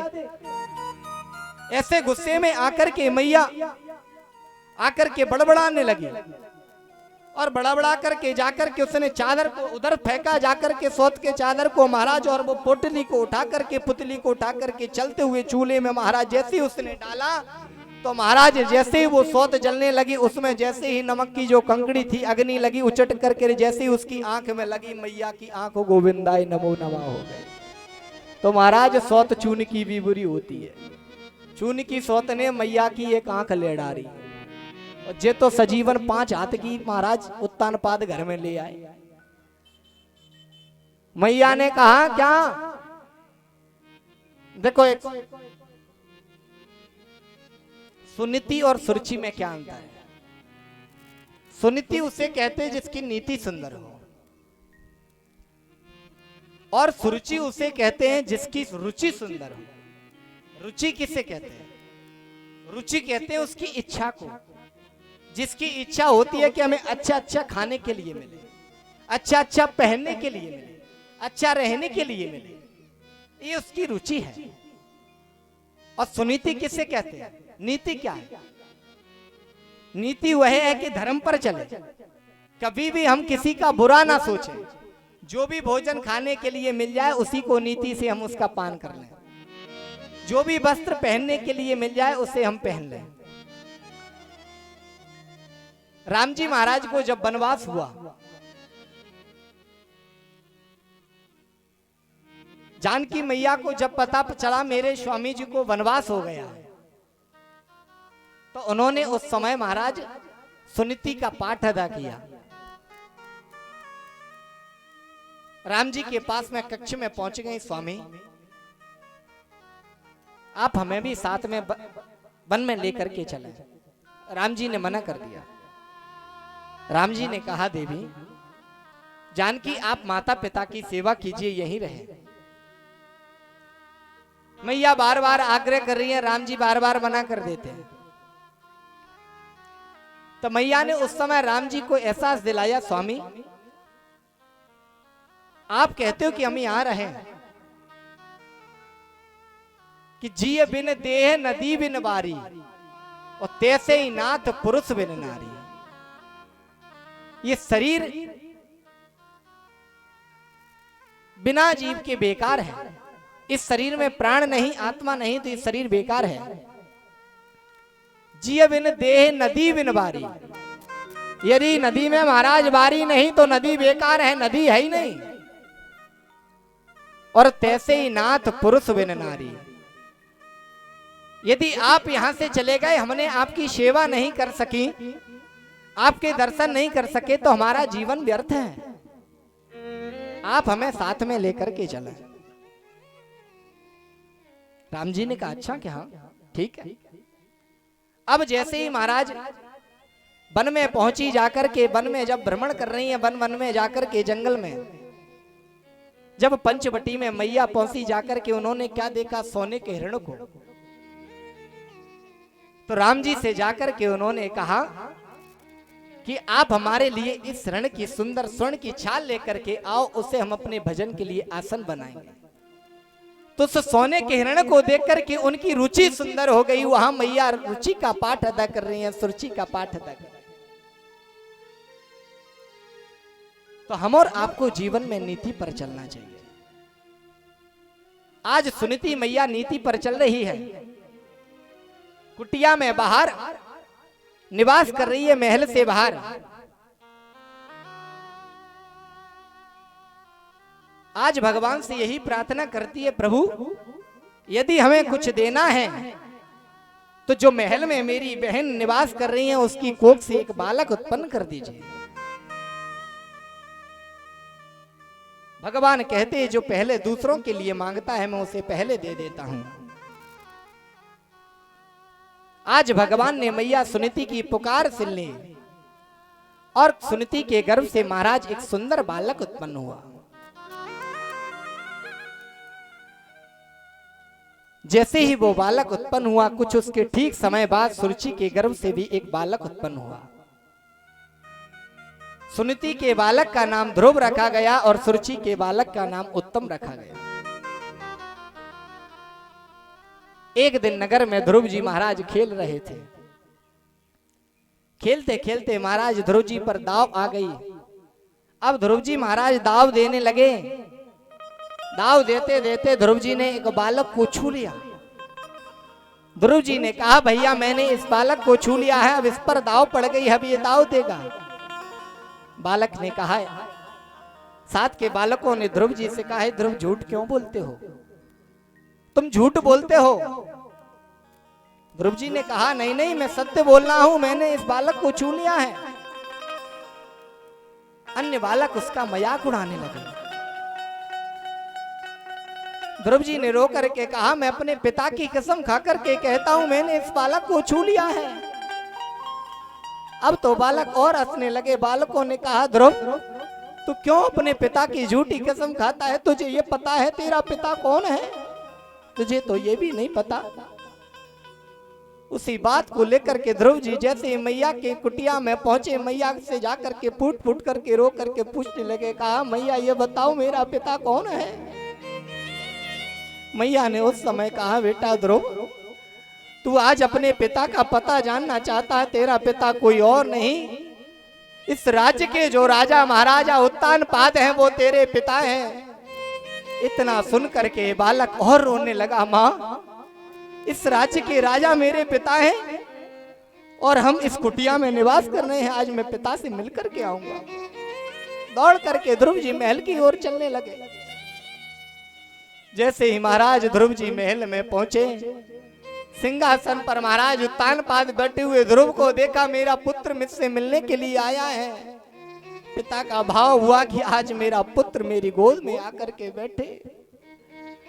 जैसे ध्रुव बैठना चाहते हैं कि सुरुचि मैया ने आकर के हाथ पकड़ लिया है। ध्रुव, तुझे इस सिंहासन पर यदि बैठना है, इस पिता की गोद में बैठना है, तो पहले जाकर के भगवान का भजन कर और भगवान से एक वरदान मांग कि मुझे सुरुचि मैया की कोख से जन्म मिले, तब जाकर के इस सिंहासन पर बैठने का अधिकारी बनूंगा। आज ये मैया ने बात कही तो ध्रुव वहां से लौट करके मैया के पास आया कुटिया में। कहा, मैया आज मुझे तू वरदान दे दे, आशीर्वाद दे दे कि मैं वन में जाकर के भजन करूं और जो सुरुचि मैया ने मुझसे बात कही है उस बात को सिद्ध कर करके मैं सिंहासन पर बैठूं। आज मैया ध्रुव की ओर देखती है। 5 वर्ष का बालक है, ये क्या जाकर के भगवान का भजन करेगा। कैसे कह दूं मैं ओ बेटा कि तुम वन में जाकर भजन करो। जो बन जाते हैं सो बन जाते हैं, जो बन जाते हैं सो बन जाते हैं। बेटा ध्रुव, आज ये मां की ममता है। इस 5 वर्ष के बालक से कैसे मैया सुनीति कहते, बेटा तुम जाकर के भगवान का भजन करो। और एक और मैया विचार कर रही है, सिद्ध है कि जो वन में जाता है वो वन करके ही लौटता है। मैया के नेत्रों से अश्रुपात होने लगे। मैया कहती है, बेटा ध्रुव कि मां की ममता देखो, यह कितना कष्ट उठाती है। 9 महीने कोख में रख 100 मन्नतें मनाती है। जाकर लेता सोच याद तो स्वयं गीले में सोकर रतियां बिताती है। जिन बेटों को पाला श्वेत रक्त देकर, एक माँ कहती है, माँ बेटा ध्रुव आज तुम मुझसे कहते हो कि वन में जाकर के मैं भजन करूं, लेकिन ये माँ की ममता है। एक माँ की ममता होती है। जब बालक घर में आता है तो भगवान से 100 मन्नतें मनाती है। कहती है, मैया प्रभु जब ये मेरा बालक बड़ा हो जाएगा तो मेरी सेवा करेगा। उसे अपना श्वेत रक्त देकर के महाराज उसे बनाती है। और वही बेटे महाराज जब बड़े हो जाते हैं तो माँ पिता में ठोकर देने के लिए तैयार हो जाते हैं। उस समय माँ कहती है कि मैं भारत की अभिला नारी, तुम पीर हमारी क्या जानो। सदियों से सहे अत्याचार, तुम दर्द हमारा क्या जानो। एक माँ की ममता कहती है, बेटा आज इस भारत की सीमा पर जाकर के कई माता के पुत्रों की कोख सूनी हो जाती है, कई मैया विधवा हो जाती है। एक माँ का भाव रहता है जब मेरा पुत्र बड़ा होगा तू मेरी सेवा करेगा, मुझे तीर्थ यात्रा कराएगा, लेकिन धन्य है उन बालकों को। आज की जो कलयुग की ये दशा है, बिगड़ती हुई चली जा रही है। ओ माँ, प्यारी माँ, तू कितनी अच्छी है, तू कितनी भोली है, तू कितनी अच्छी है, तू कितनी भोली है, प्यारी प्यारी है। ओ माँ, प्यारी माँ, ओ माँ, प्यारी माँ, ये जो दुनिया है ये बन है कांटों का, तू फुलवारी है। ओ माँ, प्यारी माँ, तू कितनी अच्छी है, तू कितनी भोली है, प्यारी प्यारी है। ओ माँ,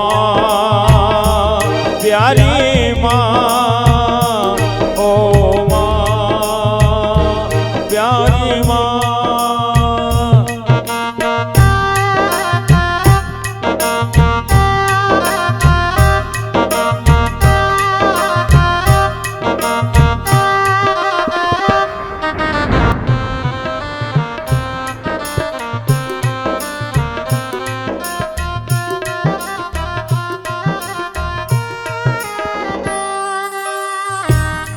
बच्चों की जान होती है, माँ बच्चों की जान होती है, वो होते हैं किस्मत वाले जिनके माँ होती है, वो होते हैं किस्मत वाले जिनके माँ होती।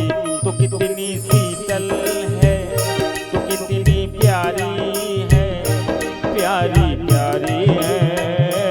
ओ माँ, प्यारी माँ, ओ माँ, प्यारी माँ, तू कितनी अच्छी है, तू कितनी भोली है, प्यारी प्यारी है।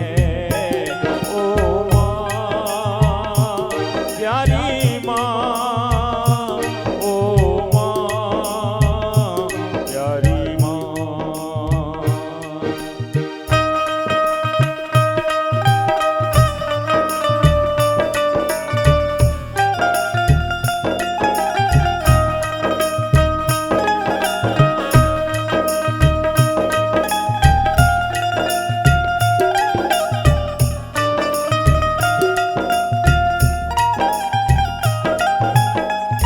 दुखन लागी है माँ तेरी अखियाँ, दुखन लागी है माँ तेरी अखियाँ, मेरे लिए तो जागी है, मेरे लिए तो जागी है, सारी सारी रतियाँ हो मेरी निदिया पे, हो अपनी निदिया भी, हो मेरी निदिया पे, हो अपनी निदिया भी तूने गवाई है।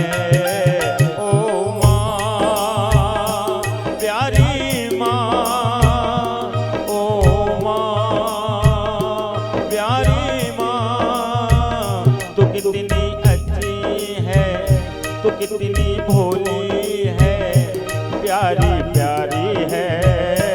ओ माँ, ओ माँ, ओ माँ, ओ माँ।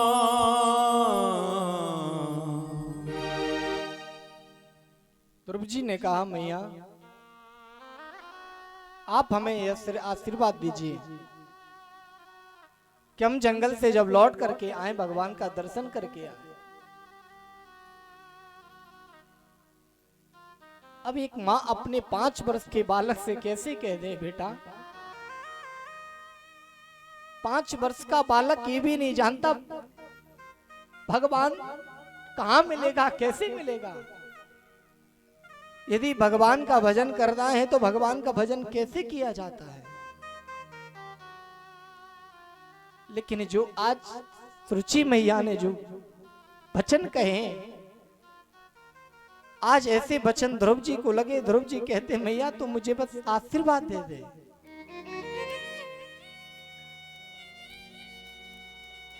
लेकिन 5 वर्ष के बालक को देख करके मां बार बार यही सोचती है, बेटा ध्रुव तू जंगल में जा रहा है, बड़े बड़े जंगल में जानवर रहते हैं, तुझे समाप्त कर देंगे, और तू कहता है कि मैं तुझे आशीर्वाद दे दूं। ध्रुव जी बार बार कहते हैं मैया मुझे आशीर्वाद दो, मुझे आशीर्वाद दो। ध्रुव जी ने मैया के चरणों को पकड़ा, जैसे ही छुआ मैया के नेत्रों से अश्रुपात हो रहे हैं। ध्रुव जी ने मैया को देखा, मां आज मैं तेरा दर्द समझ सकता हूं कि एक पुत्र अपनी मां से अलग होता है, कितना दर्द होता है मैया। लेकिन मां मैं जब वन में जा रहा हूं तो जब वन से लौट करके आऊंगा तो मैं प्रभु का दर्शन करके आऊंगा, मां मुझे वरदान दे दे। उठा करके मैया ने ध्रुव को हृदय से लगा लिया, बेटा ध्रुव तू एक क्या मैं तुझे 100 वरदान दे सकती हूँ, तुझे आशीर्वाद दे सकती हूँ, लेकिन आज ये मां की ममता है, ये ममता अंदर से गवाही नहीं दे सकती। बेटा तू वन में जाकर के भगवान का भजन कर, और यदि तुझे जाकर के कुछ हो गया तू ही मेरा सहारा है, मैं किसके सहारे रह करके अपना जीवन यापन करूंगी। माँ और बेटा दोनों फूट फूट करके रो रहे, दूसरे को देख रहे। माँ आज एक माँ की ममता को केवल माँ ही समझ सकती है। उन बेटों के ऊपर धिक्कार है जो आज भारतवर्ष में जीवन यापन कर रहे हैं। जीवन में सब कुछ उनके माँ बाप ने उनके लिए किया, जब वो बेटे बड़े हो जाते हैं तो पिता और माँ से कहते हैं कि तुमने हमारे लिए किया क्या। एक पुत्र के लिए माँ क्या नहीं करती, पिता क्या नहीं करता। और जब पुत्र बड़ा होकर के माँ बाप से कहता है कि पिताजी तुमने हमारे लिए किया क्या है, धन्य उन बालकों को। उन बालकों से जाकर के जरा ये पूछो कि तुझे जन्म दिया, इतना बड़ा किया, जीवन भर उन्होंने मेहनत की, बोझा ढोया सिर्फ तेरे लिए, अपनी संतान के लिए, और वही पुत्र कहते कि तुमने हमारे लिए।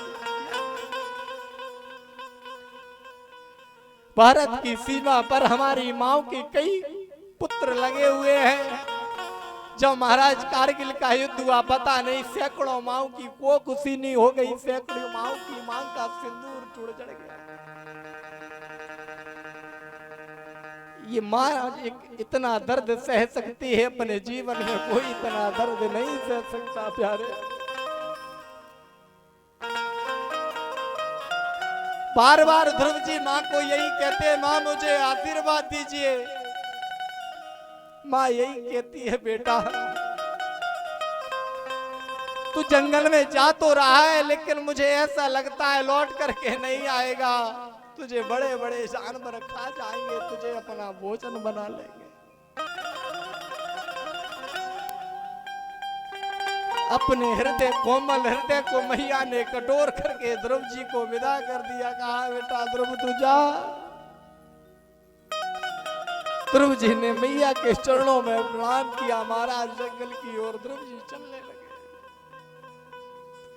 आज ध्रुव जी जंगल की ओर चले जा रहे हैं। एक 5 वर्ष के बालक को ये भी नहीं पता भगवान कहाँ मिलेगा, उसका भजन मैं कैसे करूंगा।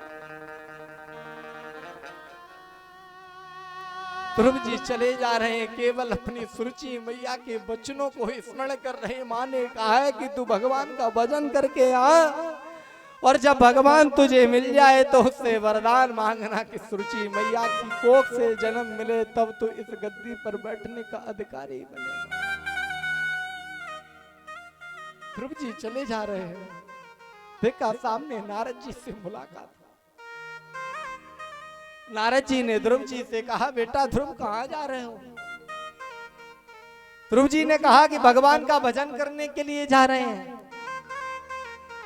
नारद जी ने कहा, भगवान का भजन करने के लिए जा रहे हैं? कि हाँ, भगवान का भजन कैसे होता है पता है? ध्रुव जी ने कहा, ना भगवान कहाँ मिलेगा पता है ना, तो कैसे भगवान का भजन?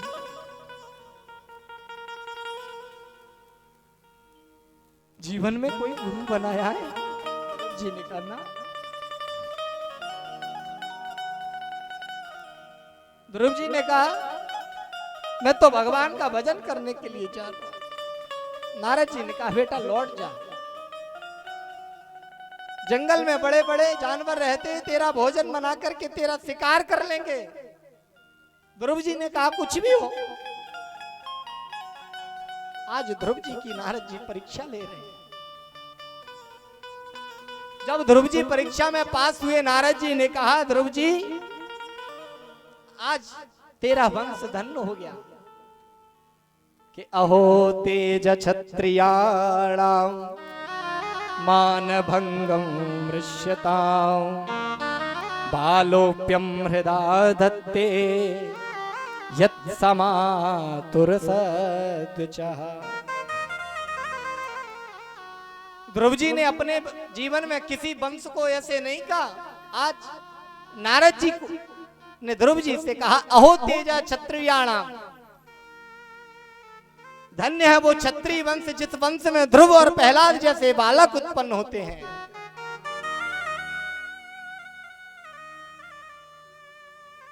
नारद जी ने ध्रुव जी से कहा, बेटा कोई गुरु नहीं बनाया, बिना गुरु के भगवान की प्राप्ति नहीं होती। ध्रुव जी ने कहा कि हमें आपसे अच्छा कोई गुरु मिल ही नहीं सकता, आप ही हमारे गुरु बन जाइए। अब ध्रुव जी को नारद जी ने मंत्र दे दिया, 12 अक्षर मंत्र उनके कान में दे दिया।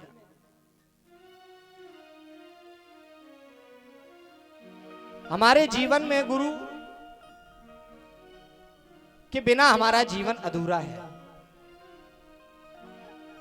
हमारे इस सनातन धर्म का नियम है कि हमें गुरु बनाना चाहिए। व्यक्ति के जीवन में गुरु कितने होते हैं? व्यक्ति के जीवन में केवल 2 गुरु होते हैं।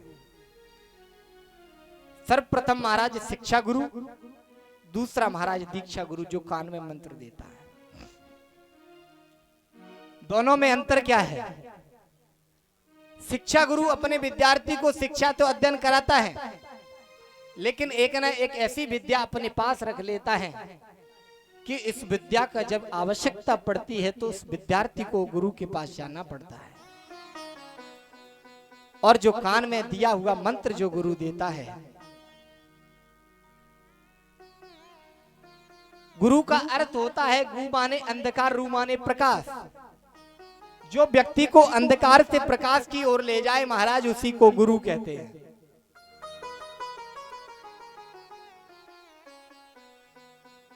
और दीक्षा गुरु में फर्क ये है कि जो दीक्षा गुरु अपने कान में मंत्र देते हैं, जिस प्रकार एक कमरे में महाराज काफी समय से अंधेरा डला हुआ है और उस कमरे में ले जा करके आप एक दीपक रख दीजिए, एक दीपक से महाराज उस कमरे में प्रकाश हो जाता है। उसी प्रकार हमारा ये जीवन है। अंधकार रूपी जो जीवन है, इसमें महाराज गुरु के मंत्र के द्वारा जो प्रकाश होता है, उससे हमारा अंधकार दूर हो जाता है। एक बार एक पंडित जी और वकील साहब में बहस हो गई। वकील साहब ने पंडित जी से कहा कि पंडित जी, आपके इस सनातन धर्म में हमें सब कुछ समझ में आता है, लेकिन गुरु का चक्कर समझ में नहीं आता। गुरु क्या है? पंडित जी ने कहा ठीक कहते हो, हम भी अपने अपने बड़े संत महात्मा गुरुओं से पूछेंगे गुरु का चक्कर क्या है। वकील साहब ने कहा ये समझ में नहीं आता, व्यक्ति भगवान का भजन करे, भगवान का दर्शन करे और सीधा भगवान को प्राप्त करे, फिर ये गुरु का चक्कर क्या है? अब तो पंडित जी चुप रह गए। वकील साहब ने समझा कि हम जीत गए। अब वकील साहब आगे चलने लगे। पंडित जी ने वकील साहब को रोक दिया। वकील साहब जरा ठहर जाओ। वकील साहब ने कहा क्या हुआ?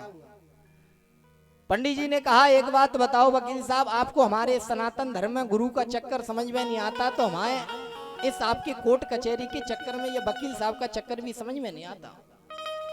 वकील साहब ने कहा क्यों? एक बात बताओ, दो पक्षों में झगड़ा हुआ, पुलिस का काम है पकड़ करके ले जाना और जज का काम है सजा सुनाना। जज सजा सुना देगा, फिर ये वकील साहब का क्या काम है? तो वकील साहब बड़ा लाल ताते हो गए, बड़ा क्रोध में आ गए। वकील साहब ने कहा पंडित जी, दो पक्षों में झगड़ा होता है, पुलिस का काम है पकड़ करके ले जाती है और हमारा काम है फाइल बनाना। जब तक हम फाइल बना करके जज के सामने पेश नहीं करेंगे, जज फैसला नहीं करेगा। तो वकील साहब से पंडित जी ने कहा यही हमारे सनातन धर्म का नियम है। जब तक जीवन में भगवान का भजन व्यक्ति कर रहा है, जब तक जीवन में गुरु नहीं बनाएगा और गुरु के द्वारा जो दिया हुआ मंत्र है उसका भजन नहीं करेगा, तो भगवान की प्राप्ति नहीं हो सकती। रामचरितमानस में बाबा तुलसीदास जी ने लिख दिया कि गुरु बिन भव निधि तरह न कोई, जो बिरंच संकर सम होई।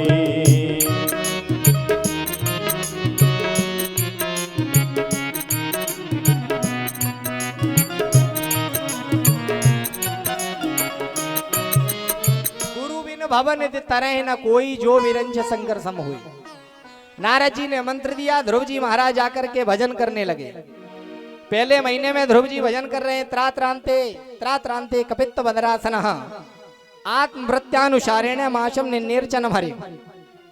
पहले महीने में ध्रुव जी महाराज का नियम है कि 3 दिन में एक बार फल खा करके भगवान का भजन कर रहे हैं और मंत्र वही चल रहा है, ओम नमो भगवते वासुदेवाय, ओम नमो भगवते वासुदेवाय, ओम नमो भगवते वासुदेवाय।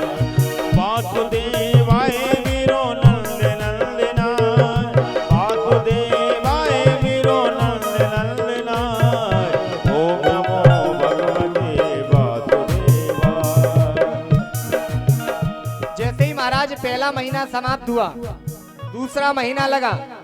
दूसरे महीने में ध्रुव जी का क्या नियम है कि द्वितीयम च तथा माशम षष्ठे ब्रकोदिने। दूसरे महीने में ध्रुव जी महाराज ने क्या नियम कर दिया कि 6 दिन के बीच में एक बार महाराज पेड़ से जो सूखे पत्ते गिर जाते हैं उस पत्ते को खा करके जल पी करके भगवान का भजन कर रहे हैं और मंत्र वही चल रहा है, ओम नमो वासुदेवाय मेरो वासुदेवाय, वासुदेवाय मेरो वासुदेवाय, ओम नमो भगवते वासुदेवाय, ओम नमो भगवते वासुदेवाय। अब जैसे ही महाराज तीसरा महीना लगा, तीसरे महीने में ध्रुव जी का क्या नियम है कि तृतीयम चाहनन्यमाशम नवमे हनि अव्यक्षम उत्तम श्लोक मुपाधावाति स्मतः। तीसरे महीने में ध्रुव जी का नियम रहा कि 9 दिन में एक बार ध्रुव जी महाराज जो पत्ते खा रहे थे वृक्ष के वो भी खाना बंद कर दिया। अब केवल जल पी करके भगवान का भजन कर रहे हैं और मंत्र वही चल रहा है, ओम नमो भगवते वासुदेवाय, ओम नमो भगवते वासुदेवाय। वासुदेवाय मेरो नंद नंदनाय, वासुदेवाय मेरो नंद नंदनाय, ओम नमो भगवते वासुदेवाय, ओम नमो भगवते वासुदेवाय। अब जैसे ही तीसरा महीना चौथा महीना ध्रुव जी का लगा। चौथे महीने में ध्रुव जी का क्या नियम है कि चतुर्थमपि वेमाशम द्वादशे हनि। अब 12 दिन के बीच में ध्रुव जी महाराज जो जल पी रहे थे वो भी जल पीना बंद कर दिया। केवल क्या कि एक बार 12 दिन में महाराज वायु लेते हैं, श्वास लेते हैं और भगवान का भजन कर रहे हैं, मंत्र वही चल रहा है। ओम नमो भगवते गाइए ध्रुव जी के साथ में। ओम नमो भगवते वासुदेवाय वासुदेवाय मेरो नंद नंदनाय वासुदेवाय मेरो नंद नंदनाय। ओम नमो भगवते वासुदेवाय ओम नमो भगवते वासुदेवाय। अब जैसे ही चौथा महीना ध्रुव जी का समाप्त हुआ, अब चौथे महीना ध्रुव जी का समाप्त हुआ, 5वां महीना ध्रुव जी का लगा। 5वें महीने में ध्रुव जी ने क्या नियम कर दिया कि पंचमे मानस्य प्राप्त हैं जित श्वासो नृपात्मजा। अब जो श्वास ले रहे थे ध्रुव जी, वो भी श्वास लेना ध्रुव जी ने बंद कर दी और दोनों हाथ ऊपर कर लिए और बाएं पैर के एक अंगूठे पर खड़े होकर ध्रुव जी भगवान का भजन कर रहे हैं, मंत्र वही चल रहा है। ओम नमो भगवते वासुदेवाय ओम नमो भगवते वासुदेवाय वासुदेवाय मेरो नंद नंदनाय वासुदेवाय मेरो नंद नंदनाय नंद नंदनाय मेरो नंद नंदनाय नंद नंदनाय मेरो नंद नंदनाय नंद नंदनाय मेरो नंद नंदनाय। ओम नमो भगवते वासुदेवाय ओम नमो भगवते वासुदेवाय ओम नमो भगवते वासुदेवाय ओम नमो भगवते वासुदेवाय। जैसे ही ध्रुव जी का महाराज 5वां महीना समाप्त हुआ, अब तो इधर सारे देवताओं की प्राणवायु रुक गई। सारे देवता घबराने लगे, दौड़ करके भगवान के पास में पहुंचे, प्रभु हमारी रक्षा कीजिए। नैवम प्राणो प्राण रोधम, महाराज हमारे प्राण अवरुद्ध हो रहे हैं, कंठ में आ गए, हमारी रक्षा कीजिए।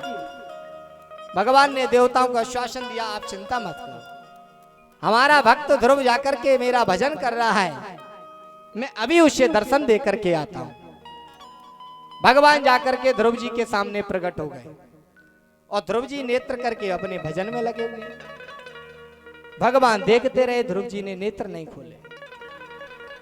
भगवान ने सोचा ये कैसा व्यक्ति है, मैं इसके सामने खड़ा हूं और ये नेत्र नहीं खोलना।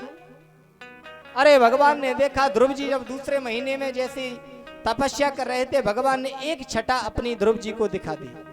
केवल उसी छटा का दर्शन करके ध्रुव जी 5 महीने तक भजन करते रहे। भगवान ने कहा उस छटा को दिखाना, ध्रुव को बंद करना पड़ेगा, तब ध्रुव जी के नेत्र खुलेंगे। जैसे ही भगवान ने वहां की लाइन भगवान ने काटी, महाराज जैसे ही ध्रुव जी को छटा के दर्शन होना बंद हुए, ध्रुव जी के नेत्र खुल गए। देखा सामने भगवान खड़े हुए। ध्रुव जी ने साक्षात प्रणाम किया। भगवान ने कहा बेटा वरदान मांग लो, क्या चाहिए। अब ध्रुव जी वरदान कैसे मांगे, ध्रुव जी कभी विद्यालय में पढ़ने के लिए गए हो तब कुछ जानते ही नहीं है।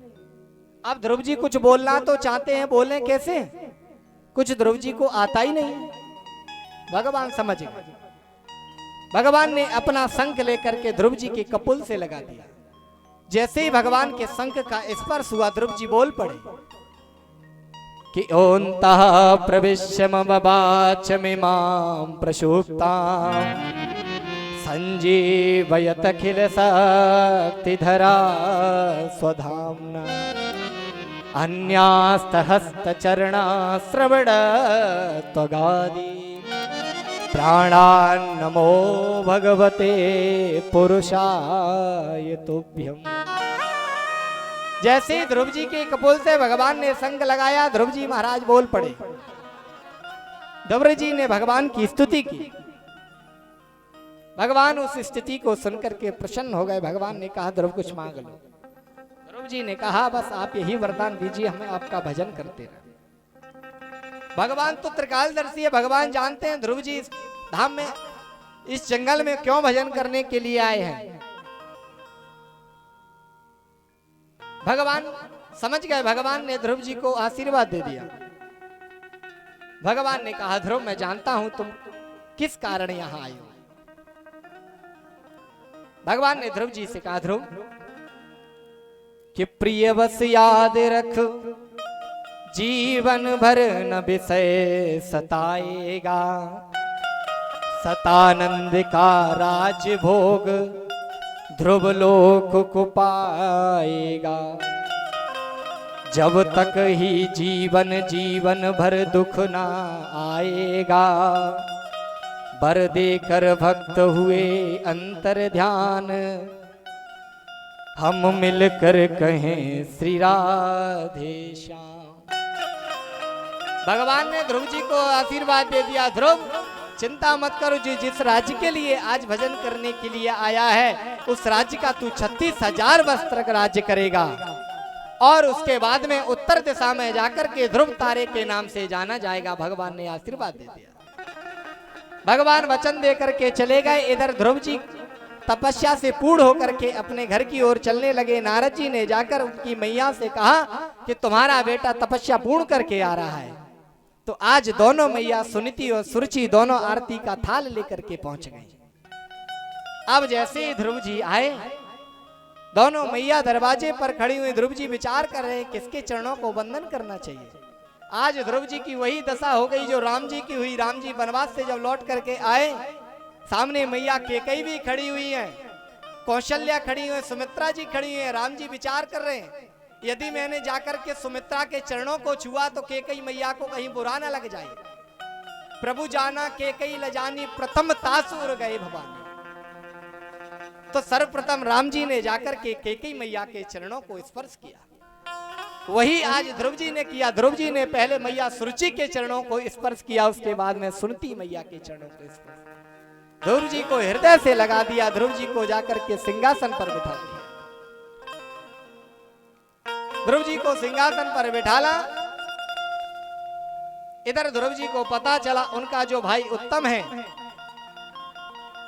उसे यक्षों ने मार दिया। ध्रुव जी ने हजारों यक्षों को मार दिया। जब मनु जी महाराज को पता पड़ा मेरा पोता ध्रुव आज भगवान की प्राप्ति करके वन से लौट करके आया है, उसने हजारों यक्षों को मार दिया है, लौट करके मनु जी महाराज ने उसे समझाया, कहा बेटा तुमने तो भगवान की प्राप्ति कर ली है, तुम्हें ऐसा नहीं करना चाहिए। लेकिन ध्रुव जी ने भगवान को तो प्राप्त कर लिया, लेकिन ध्रुव जी ने सत्संग नहीं किया। देखो भगवान की प्राप्ति करना और सत्संग करना दोनों अलग है। सत्संग करने से बुद्धि में विवेक आता है और भगवान तो दर्शन देकर के चले जाते हैं। तो ध्रुव जी महाराज सत्संग करने के लिए संतों के साथ चले गए। आज की कथा का यही विश्राम। कल की कथा में आगे प्रसंग में ध्रुव जी के वंश का वर्णन, महाराज प्रियव्रत के वंश का वर्णन, जड़ भरत अजामिल उपाख्यान और महाराज प्रहलाद चरित्र, इतनी सुंदर प्यारी कथा होंगी। आज की कथा का विश्राम यहीं करते हैं। आइए सीधे आरती और आरती के बाद मंगल प्रसाद। बोलिए बांके बिहारी लाल की, राधा रानी सरकार की। ले लो राधे जू को नाम सवेरे उठ के, ले लो राधे जू को नाम सवेरे उठ के, सवेरे उठ के, हाँ सवेरे उठ के, सवेरे उठ के, हाँ सवेरे उठ के। ले लो ले लो ले लो राधे जू को नाम सवेरे उठ के, ले लो राधे जू को नाम सवेरे उठ के, सवेरे उठ के, हाँ सवेरे उठ के, सवेरे उठ के, हाँ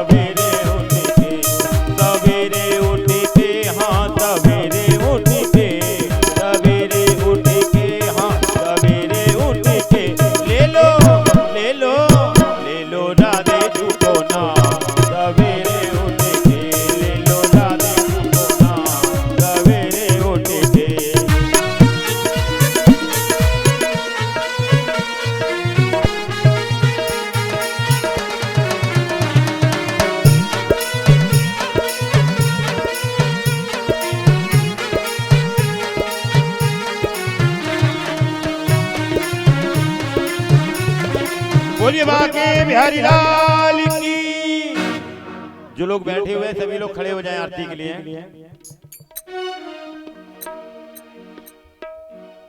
बाके बिहारी तेरी आरती गाऊं, बाके बिहारी तेरी आरती गाऊं, आरती गाऊं प्यारे तुम्हें को मनाऊं, आरती गाऊं प्यारे तुम्हें को मनाऊं, आरती गाऊं प्यारे तुम्हें को मनाऊं। श्री बाके बिहारी तेरी आरती गाऊं, श्री बाके बिहारी तेरी आरती गाऊं।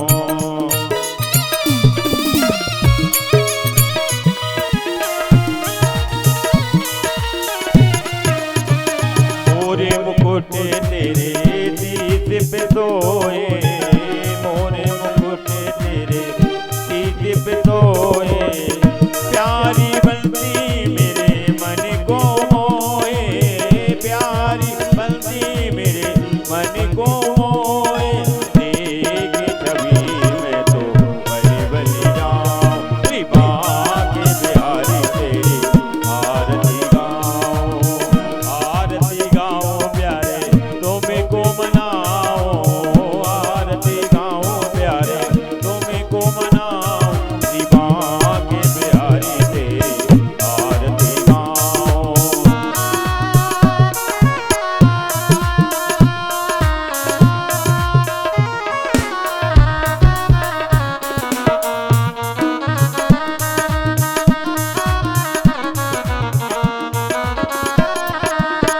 चरणों से निकली है गंगा प्यारी, चरणों से निकली है गंगा प्यारी, जितने सारी दुनिया सारी, जितने सारी दुनिया सारी, उन्हें चरणों के मैं तो दर्शन पाऊं। श्री बाके बिहारी तेरी आरती गाऊं, श्री बाके बिहारी तेरी आरती गाऊं।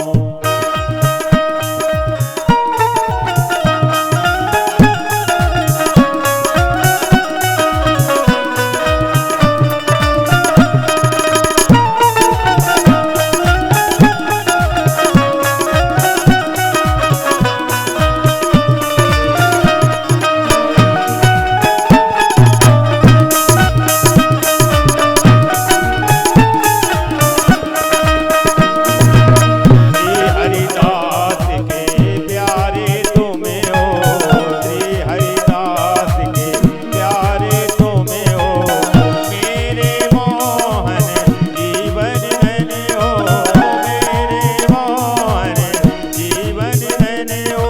युगल डबीवल हारी जाऊं, श्री बाके बिहारी तेरी आरती गाऊं, श्री बाके बिहारी तेरी आरती गाऊं। कर्पूर गौरव करुणावतारम संसारतारम भुजगेन्द्रहारम सदा वदन्तं हृदयारविन्दे भवं भवानी चैतं नमामि। त्वमेव माता पिता त्वमेव बन्धु सखा त्वमेव विद्या द्रविणं त्वमेव सर्वं मम देव देव।